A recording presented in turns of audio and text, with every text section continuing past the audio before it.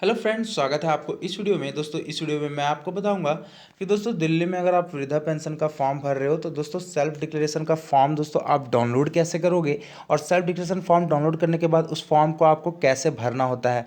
जानकारी दोस्तों मैं इस वीडियो में पूरी देने वाला हूँ, तो वीडियो को शुरू से लेकर के अंत तक देख लीजिएगा, काफ़ी ज़्यादा हेल्पफुल वीडियो साबित होगी।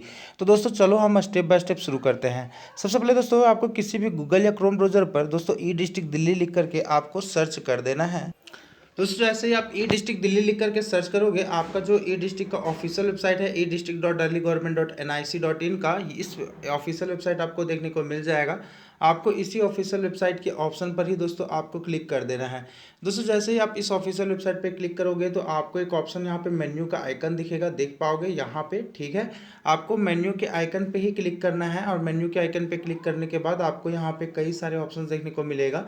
तो आपको यहाँ पे एक डाउनलोड्स का ऑप्शन दिखता है, डाउनलोड्स के ऑप्शन पे आपको क्लिक करना है और आपको यहाँ पे देख सकते हो सेल्फ डिक्लेरेशन फॉर्म हमें डाउनलोड करना है।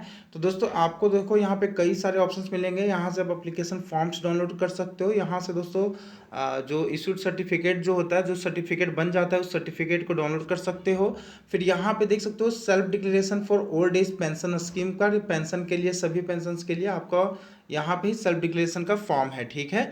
तो आपको सिंपली दोस्तों यहाँ पे डाउनलोड्स के ऑप्शन में आने के बाद आपको self declaration for old age pension के ऑप्शन पे क्लिक कर लेना है, ठीक है। इस पर जैसे ही आप क्लिक करोगे, आपका जो फॉर्म है यहाँ पे देख सकते हो, डाउनलोड के ऑप्शन पे मैं क्लिक करूंगा और हमारा जो एक फॉर्म है वो डाउनलोड होकर के आ जाएगा। और उस फॉर्म को ओपन करने के बाद दोस्तों देखो, ये तो मैंने आपको बता दिया फॉर्म डाउनलोड कैसे करना है।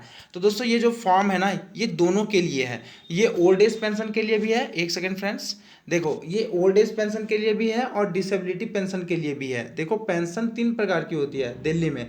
पहला है वृद्धावस्था पेंशन। वृद्धावस्था में जिनकी एज 60 प्लस हो जाती है उनके लिए दोस्तों आपको ये पेंशन मतलब अप्लाई कर सकते हैं। जिनकी एज 60 प्लस हो जाती है वो पेंशन ऑनलाइन अप्लाई कर सकते हैं और पेंशन में आपको 2,000 रुपये का अमाउंट मिलता है, ठीक है। अगर आपकी एज 60 से 70 क्रॉस कर गई है, आपकी एज 70 प्लस हो गई है, तो आपको जो पेंशन अमाउंट होता है वो 2,500 रुपये मिलता है अभी के हिसाब से, ठीक है। और विकलांगता पेंशन होता है, तो ये दोनों के लिए सेल्फ डिक्लेरेशन का फॉर्म है। जैसे कि मान लीजिए मैं अपनी दादी का वृद्धावस्था का पेंशन का फॉर्म भर रहा हूँ, तो उस कंडीशन में दोस्तों ये उनका सेल्फ डिक्लेरेशन घोषणा पत्र है, तो यहाँ पे वृद्धावस्था पेंशन के ऑप्शन पे टिक मार्क करूंगा।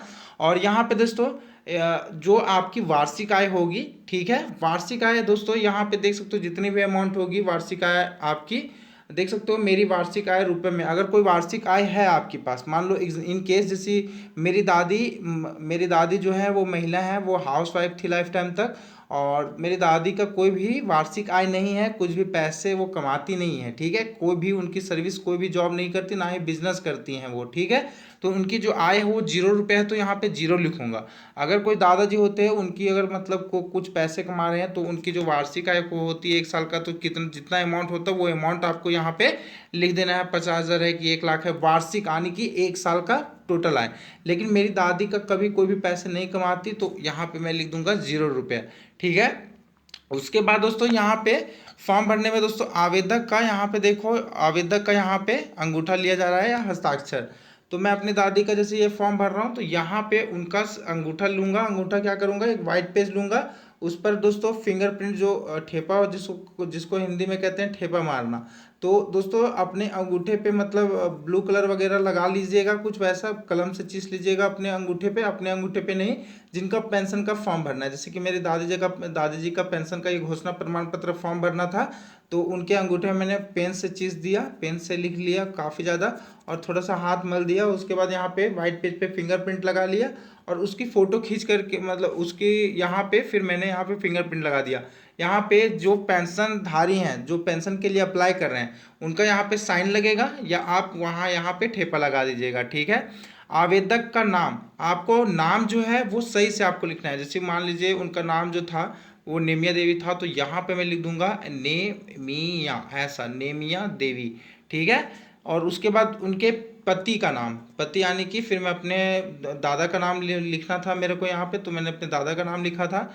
फिर जो भी पता है जहाँ पे आप रहते हो, तो आपका जो दिल्ली में जो भी एरिया में आप रहते हो वो कॉलोनी वगैरह लिख लीजिएगा, उसके बाद पोस्ट लिख लीजिएगा, फिर डिस्ट्रिक्ट लिख लीजिएगा, पिन कोड डाल दीजिएगा। फिर यहाँ पे अपना मोबाइल नंबर जरूर डाल देना और आधार कार्ड का नंबर यहाँ पे डाल दीजिएगा। और जिस दिन आप ये फॉर्म भर रहे हो ना, उस दिन का मान लो आज 23 सितंबर है, तो यहाँ पे लिख दूंगा 23/09/2023। ठीक है, तो इस तरह से दोस्तों ये फॉर्म भरना होता है। और दोस्तों अगर आपको ये जानकारी बढ़िया लगी हो तो वीडियो को लाइक और चैनल को प्लीज़ सब्सक्राइब कर लीजिएगा। और किसी भी डाउट या कोई भी क्वेरीज के लिए आप मुझे नीचे कमेंट कर सकते हैं। वीडियो देखने के लिए आपका बहुत बहुत धन्यवाद। Thank you, thanks for watching the video.